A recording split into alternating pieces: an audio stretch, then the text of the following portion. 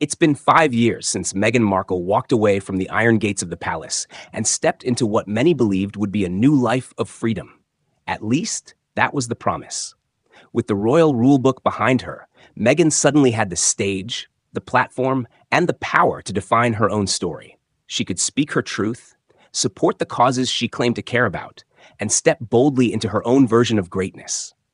But instead of following through with bold humanitarian campaigns like the woman she often compared herself to, Princess Diana, Meghan chose another path. No fiery speeches, no groundbreaking initiatives, no fearless advocacy.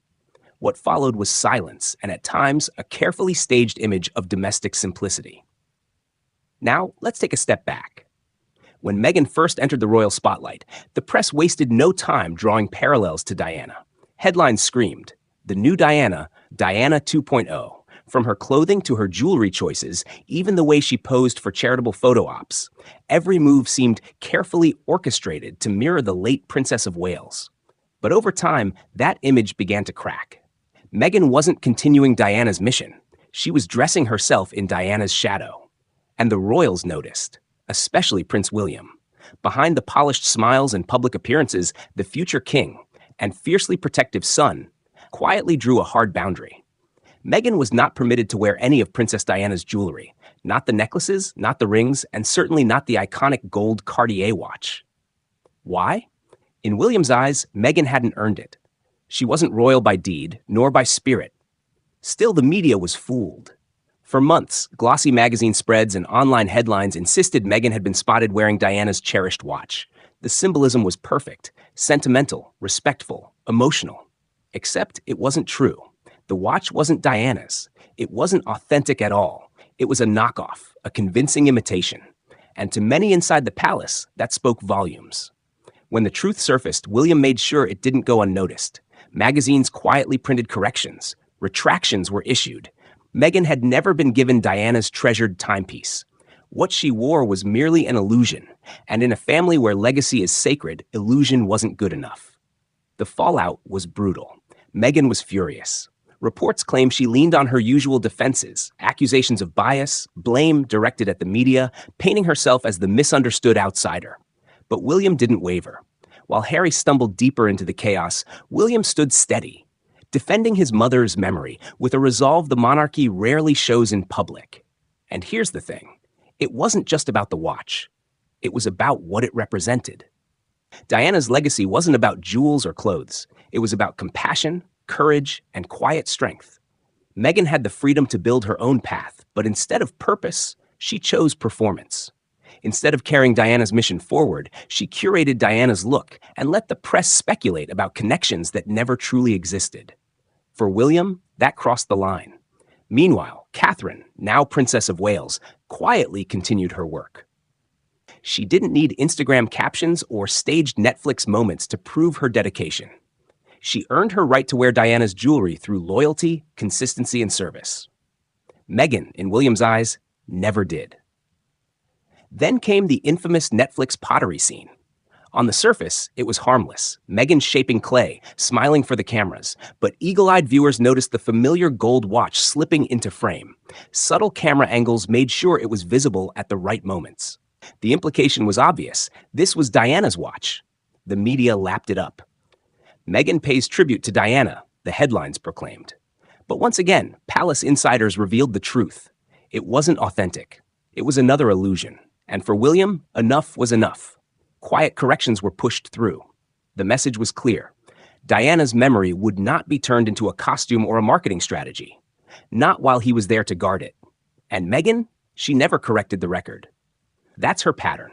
Drop the image, let the world speculate, and when the truth comes out, move on as though it never happened. Her silence isn't clumsy, it's calculated. But William refused to let silence rewrite history. What began as a dispute over accessories had transformed into something far deeper. A battle over narrative, over legacy, over who has the right to carry Diana's memory forward. For Meghan, legacy seemed to be about appearance. For William, legacy was sacred. Those closest to the family say William always guarded Diana's jewelry fiercely, not out of selfishness, but out of protection. These weren't just glittering objects. They carried the emotional weight of his mother's life and death. That's why, when Meghan and Harry reportedly tried to split Diana's jewelry collection after their wedding, it wasn't a warm family moment. It was a negotiation, and one that William ultimately controlled. And Meghan? Sources say she was outraged when she learned she was cut off from Diana's possessions. She allegedly even played the racism card in frustration, but William stood firm. Emotional manipulation wouldn't work this time. Instead, Meghan doubled down with imitations, replicas of Diana's favorite pieces. Just convincing enough to spark speculation, just noticeable enough to fuel headlines. And for a while, it worked. The media, always hungry for royal tension, played along. Until William quietly called it out. A single correction in a glossy magazine may seem small, but it was a precise move, a scalpel strike. William sent a message not only to Meghan, but to the world. Diana's memory wasn't a prop. Try to fake your way into it, and you'll be exposed. And there's a sadness in all of this. Meghan had every opportunity to carve out a legacy of her own, to stand for humanitarian causes, women's rights, education. She had the global spotlight, the freedom, the resources. Instead of building something genuine, she tried to borrow Diana's crown. Instead of earning respect, she tried to inherit it. And that's why she'll never be Diana, because Diana's greatness wasn't stitched into her wardrobe or locked in a jewelry box. It lived in her heart. William isn't perfect, no royal is. But in this chapter, he stood tall, not with interviews or PR stunts, but with quiet authority. He drew a line between tribute and exploitation, and he made it clear which side Meghan had chosen. Harry's silence in all of this is its own tragedy. Once fiercely protective of his mother's memory, he now stands on the sidelines, watching as it gets reshaped for clicks and clout. Whether it's out of loyalty, confusion, or blind love, his absence from this battle only makes the story more painful. Meanwhile, Meghan continues her performance.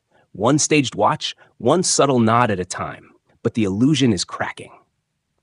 The audience is starting to see behind the curtain, and William, the man guarding his mother's memory, isn't backing down. In the end, the real treasures aren't jewels kept under lock and key. They are truth, dignity, and loyalty. Meghan may never hold those, but William does. And that is why, in the eyes of the future king, she was never worthy of Diana's legacy or her jewels.